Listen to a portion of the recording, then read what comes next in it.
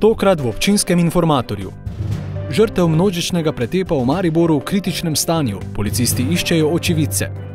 Akademija v poklon pohorskemu bataljonu. Tradicionalna komemoracija pri 3 žebljih na Osankarici.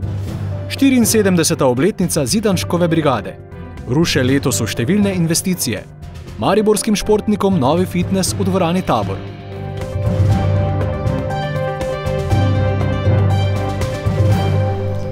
Lepo pozdravljeni. Tokrat začenjamo s kroniko. Mariborčane je minuli vikend pretresla novica o množičnem pretepu na Vodnikovem trgu v Mariboru. Reševalci so v UKC Maribor prepeljali 3 poškodovance. 25-letnik, ki je utrpel hude telesne poškodbe, pa je še vedno v kritičnem stanju. Policisti pozivajo morebitne očividce, naj jim pomagajo razjasniti okoliščine incidenta.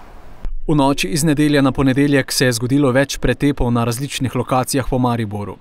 Zaenkrat še ni jasno, ali so med seboj povezani ali ne. Na Vodnikovem trgu pa naj bi eden izmed pretepačev po neuradnih informacijah izvlekel nož in zabodel 25-letnika, ki se v UKC Maribor bori za življenje. Po ocenah policije je bilo v incidentu udeleženih 10 ali 20 oseb.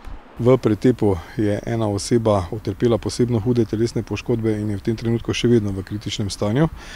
Še ena oseba je huje telesno poškodovana, danes še ugotavljamo, ali je povezana s tem pretepom ali je mogoče bila poškodovana v kakšnem drugem pretepu, sicer pa kriminalistična preiskava se intenzivno nadaljuje. In zato še enkrat pozivamo vse ljudi, vse priče tega dogodka, ki bi karkoli vedeli o pretepu ali udeleženci pretepa, da nam to javijo na interventno telefonsko številko 113. Kdor želi ostati anonimen, lahko pokliče na številko 080 12 00. Obvestila pa zbirajo tudi prek sporočil na njihovem Facebook profilu. Nadaljujemo z ohranjanjem tradicije in spominu na zgodovinsko hrabrost v času grozodejstev. Akademijo v poklon borcev pohorskega bataljona so pripravili v Domu kulture v Rušah. Zbrani so povedali, da je nujno ohranjati ta temelj obstoja na domačih tleh. Čujte gore in bregovi, da sinovi slave smo. Ruše so bile ena osrednjih točk zgodovinskih premikov in bojev za svobodo. Tega se danes zavedajo predvsem starejši občani in občanke. Ja, pa sem pa tak čas rojena, ko smo že tudi malo še čutili tega, ne? In to je to. To je potrebno, da se vedno spominja teh ljudi, teh dogodkov, ker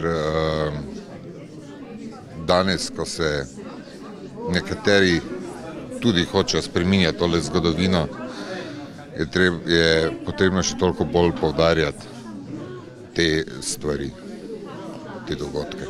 Človek se spominja za nazaj, kak je bilo včasih, pa kak smo se lepo imeli, to se zdaj še tudi imamo.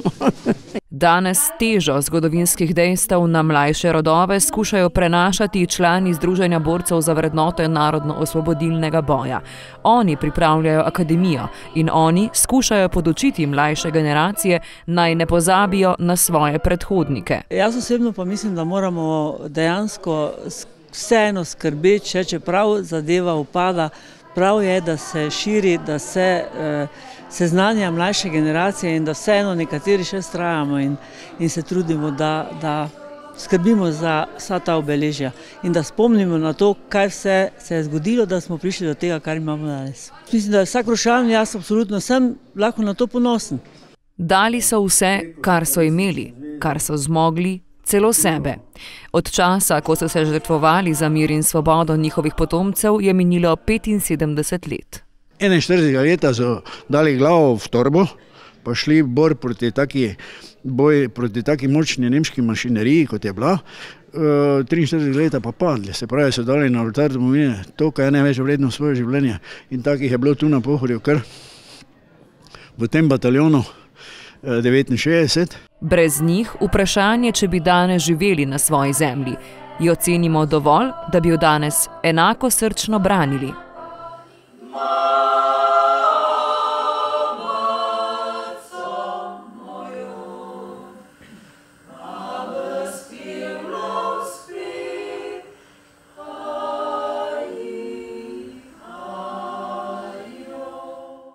Pripadniki Pohorskega bataljona so svoj poslednji boj bili pri 3 žebljih na Osankarici.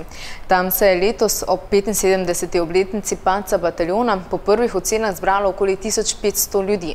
Rekordno število pohodnikov, predstavnikov različnih organizacij in politike. Napovedanih izgredov zaradi domnevnega oskrunjenja spomina na padle borce ni bilo. Naša vojska prodre kot vihar, dokler tu so brigade, kdo zemljo nam ukrade, na Slovenskem smo mi gospodar. Nekoč pripadniki Pohorskega bataljona, danes pripadniki Slovenske vojske, člani številnih društev, organizacij, združenj borcev in številni pohodniki iz vse Slovenije so se zbrali na Osankarici pri 3 žebljih, da bi se poklonili spominu na tiste, ki so svoje življenje zastavili za svobodo. Skoraj vsak januar, vsak april pridemo obeležiti tale dogodek, ki se je zbil tole pred 75 leti. In v spomin tem padlim partizanom, hvala Bogu, če njih ne bi bilo in podobnih, naše države danes tudi ne bi imeli. In me zelo veseli, da vidim danes kar veliko udeležencev. Na partizane se spominjamo. Čeprav jaz nisem bil partizan, ne, pa so pa, mislim, mojega starega ata so pa na Frankole bil obveslim takrat. To je tak spomin na to borbo, tako da sem se odločila, da grem. Je treba ohranjati te spomine, zakaj so pomembni? Pomembno zato, da tisti, ki hočejo nas uničiti, da bojo vedeli, da smo še tukaj. Spoštujem tiste, ki so padli za slovenski narod, ne za tiste, ki so po vojski goljufali pa to, ne? Ali pa kot one še goljufajo. Ne, za tiste, ki so se ohoj zborili, ki so padli, tiste spoštujemo. Tako so se spomnili zgodovine, junakov in domoljubov, nekateri pa tudi svojih osebnih ali družinskih zgodb, povezanih z narodno-osvobodilnim bojem. Med njimi 94-letni Dušan Lužavec iz Maribora, ki pravi, da ga pred poklonom tako pomembnemu delu zgodovine ne ustavi nobena starost. Glavni pomen je, da se poklonim borcem Pohorskega bataljona, ker to je bil boj res junakov proti velikanski premoči. In to ne počastiti, pa danes zlasti, ko je taka visoka obletnica, ne morem. Kljub letom nimam težav, da sem prišel do sem. Vaša družina pa je bila izgnana iz Slovenije. Kakšna je ta zgodba? Ta zgodba je pa, nas so pobrali 15. julija 41, kopite na vratih, auf, so nas izgnali v mestsko kasarno, na carino pa v Bosno. Pohorski bataljon je bil ustanovljen 11. septembra 1942 v Dobroljah na Pohorju. Izvedli so številne akcije, decembra 1992 pa so se premaknili proti Osankarici, kjer so si uredili zimski tabor. Prve dni leta 1943 so pripadniki nemških sil odkrili partizanski tabor, 8. januarja pa ga je obkolilo približno 2000 nemških vojakov. V boju za svojo domovino je življenje izgubilo 69 borcev bataljona. Njim v poklon so pri 3 žebljih položili vence. Najprej slavnostni govornik, predsednik države, ki je v svojem govoru med drugim opomnil, da se vojne grozote ne smejo nikoli ponoviti in da smo vsi zavezani k ohranjanju miru. Ali obstaja možnost, da bodo naši otroci in naši vnuki, ki utegnejo večinoma dočakati 100 let in več, lahko svobodno razvijali svoje sanje in talente, ne da bi jih doletela strašna izkušnja vojnega pekla. Ta možnost obstaja. Toda, zaradi zgodovinskih izkušenj se moramo zavedati, da je tudi naša neposredna odgovornost, da storimo prav vse, kar smatramo za potrebno, da ta mir, ki ga zdaj uživamo, tudi ohranimo. Govor je minil brez napovedanih žvižgov ali kakršnihkoli drugih oblik bojkota, če tudi del udeležencev tradicionalne komemoracije ni bil zadovoljen s slišanim. Zato, ker tukaj smo se zbrali tovarišice in tovariši, kateri spoštujemo partizanski boj in narodno-osvobodilno borbo. In nismo tukaj prisotni gospe in gospodje, ampak poudarjam, tovariši in tovarišice. A vendarle je prevladalo spoštovanje, tako do padlih borcev, kot do govora predsednika države, ki je minil brez incidentov, pa tudi brez demantija, ki so ga pričakovali predstavniki Združenj borcev za vrednote NOB. Bilo je pohvala NOB-ju, ni pa bilo, pričakoval sem jaz mogoče, da bo kar rečeno, da je bila ena stran prava, ena pa ni bila prava, da je bila ena stran domoljubna, ena pa je bila kolaborantska. Tisti, ki je prisegel pa dal prisego, pa dobil orožje, pa denar od okupatorja, ne more biti nikoli enako vreden, jam tako rekel, enako vreden državljan, ker se potem jaz počutim manj vrednega. In predsednik republike tega ni naredil. Zdajšnja generacija sploh ne ve, kaj se to dogajalo, da so njihovi starši, stari starši z orožjem branili to, da lahko danes slovensko govorimo. Samo mi smo, kaj se mu reče, se borili na pravi strani za pravično življenje, pa tako naprej, kot so ga pa tudi z njihovo pomočjo te stvari razvrednotili. Junaštvo, pogum in brezpogojna ljubezen do domovine so vredni poklona. S tem pa so se strinjali vsi na tradicionalni slovesnosti, ki jo je soorganiziralo 6 podpohorskih občin, udeležili pa so se tudi številni predstavniki nacionalne politike. To je naša zgodovinska dediščina, spomin na ljudi, ki so verjeli v svobodo in so po okoliščinah, ki jih vojna prinaša, izgubili tudi življenje. Bitka za svobodo ni nikoli končana. Za njo moramo skrbeti tudi zdaj, da se branimo pred divjim vplivom kapitala, omrežij, da se branimo pred morebitnim pohlepom po oblasti in moči, da bi v imenu ljudi in svobode, ki nam pripada, to oblast prevzela samo peščica v svojo osebno korist. Partizani so bili pod rdečo zvezdo in tudi partizanom se moramo zahvaliti, sploh tistim, ki so dali življenja za to, da smo potem v osvojitveni vojni dobili samostojno Slovenijo. Slovenci smo mali narod, ponosen narod, ampak brez vseh, ki so v preteklosti se borili za nas, za našo kulturo, za naš jezik, danes ne bi obstali. In zato je pomembna taka prireditev in veseli me, da so se zbrali stari, mladi vsi in da obujamo spomin vedno znova. Zato, ker se napak ali pa stvari, ki so se dogajale v preteklosti, se ne smejo nikoli več ponoviti in seveda tudi kot zahvala tistim, ki so nam vse to priborili. In jaz mislim, da je te stvari treba prenašati tudi naslednjim generacijam. Plapolale so tudi zastave z rdečo zvezdo, čeprav naj bi ta delila Slovence, jih je na Osankarici združevala.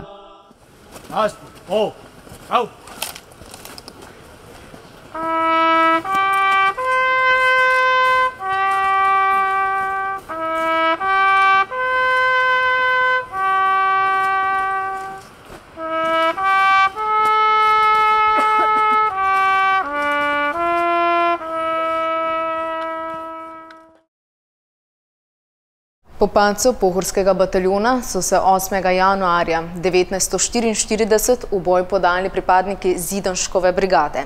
Od ustanovitve te, še ene pohorske domoljubne enote, je letos minilo 74 let. Obletnico ustanovitve so obeležili na Svetem Primožu na Pohorju.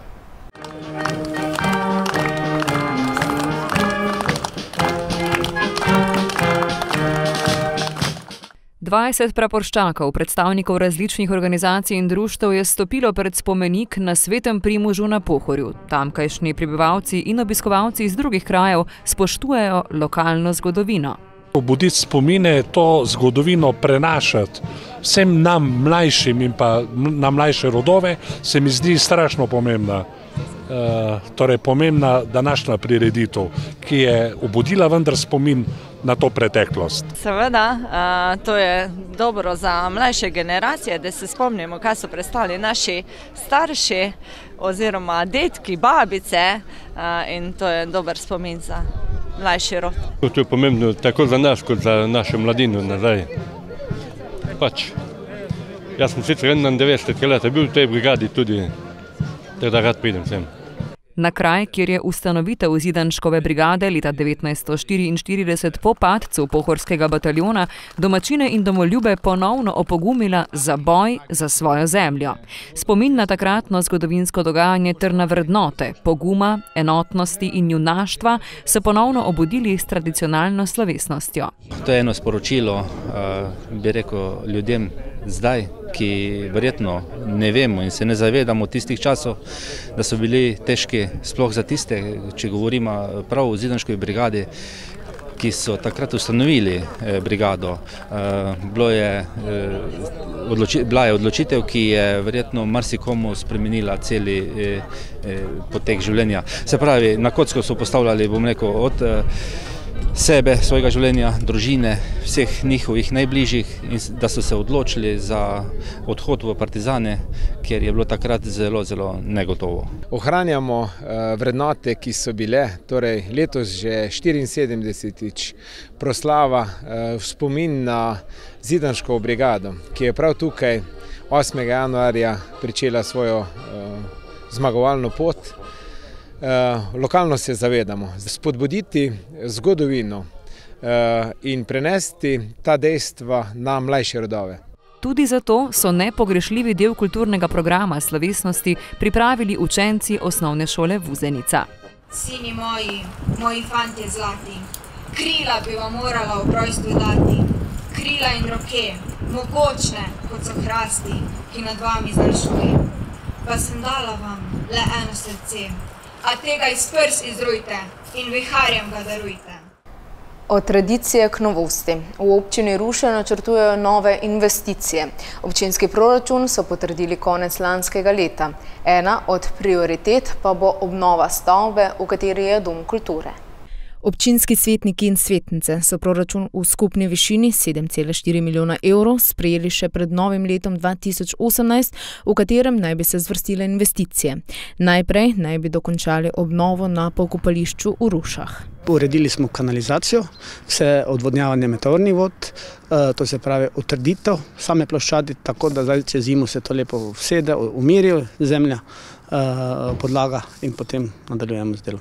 Spremenili bomo notranje zvežice in tlakovali žalno ploščad ter urbano opremo, to se pravi klopi, pitnike, koše in ostale drobnarije. V proračunu so rezervirali tudi sredstva za gradnjo kolesarske poti proti Mariboru, ki se bo pričela takoj, ko bodo to omogočale vremenske razmere. Letos naj bi uredili tudi tribune na nogometnem stadionu in trg v Bistrici ob Dravi.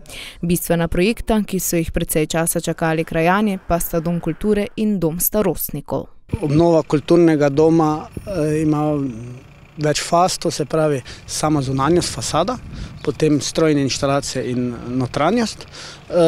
To je nekako glavni del, to se pravi, da bi ta kulturni dom postal nekako medgeneracijsko središče. Skladno s proračunom pokopališče oziroma pokopališka vežica, potem so še neki zastavljeni projekti pridobivanja dokumentacije, kar se tiče doma starostnikov.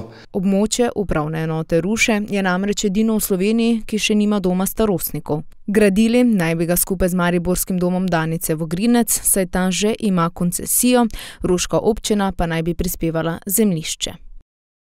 Prva letošnja mariborska investicija na področju športa je novi fitnes v dvorani Tabor. Najprej so novo opremo preizkusili odbojkarji, sicer pa bo na voljo vsem mariborskim športnikom in športnicam. Leto, ko Maribor nosi naziv Evropsko mesto športa 2018, se je pričelo z otvoritvijo novega fitnesa v dvorani Tabor, s katerim so zamenjali več kot 30 let staro opremo.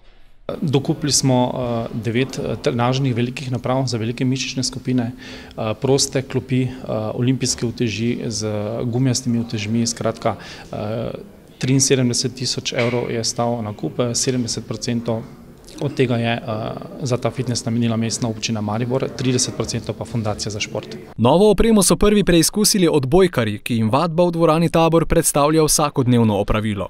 Sigurno je fitnes ena med pomembnejšim prvim v športu, da se pripraviš fizično, da ni poškodb, da je sama igra potem lažja, da tudi boljše rezultate lahko dosegamo in v novem fitnesu vse skupaj lažje, naprave boljše, več različnih možnosti, več različnih vaj. Dočakali smo to, da se je to obnovilo, čeprav lahko rečem, da tudi stari fitness ni bil, res je bil dotrajan, je bilo 35 let, je bil star, ampak z pridobitvijo novih mašin, ki so podobne, ne podobne, enake kot tiste stare, ampak da je vsekakor to bolj vse tekoče, novo, je tudi večji užitek fantom sigurno početi in preživljati ure in ure v fitnessu. Številni vrhunski športniki, olimpijci in udeleženci največjih svetovnih tekmovanj prihajajo iz Maribora.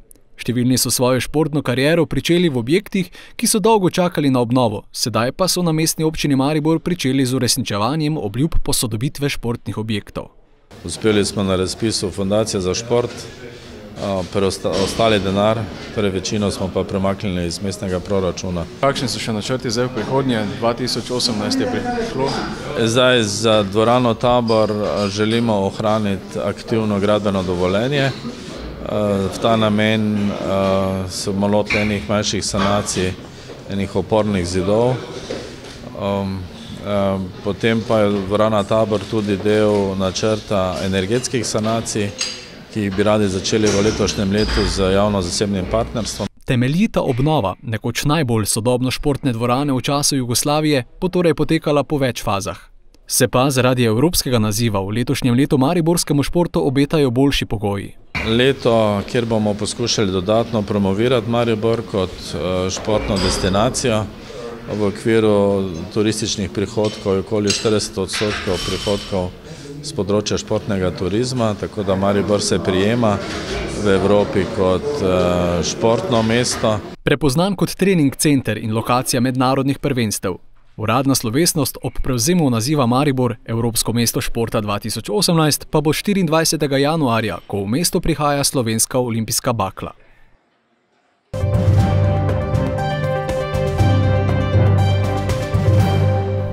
Preverimo še, kaj se te dni dogaja v naših krajih. Ta torek, 9. januarja ob 16. lahko greste na audicijo Akademskega pevskega zbora APZ Maribor. V torek ob 17. lahko peljete svoje otroke na igralne urice s knjigo, ki jih pripravljajo v knjižnici Ivana Potrča na Ptuju. V torek ob 18. pa si lahko v Lutkovnem gledališču v Mariboru brezplačno ogledate gledališki stripovski performans Cankar strip. V sredo 10. januarja ob 19:30 pa si lahko v SNG Maribor ogledate koncert samospevov iz cikla Glas iz davnine Ljubezen me je pognala v svet. Toliko za enkrat, imejte se lepo in nasvidenje do prihodnjič.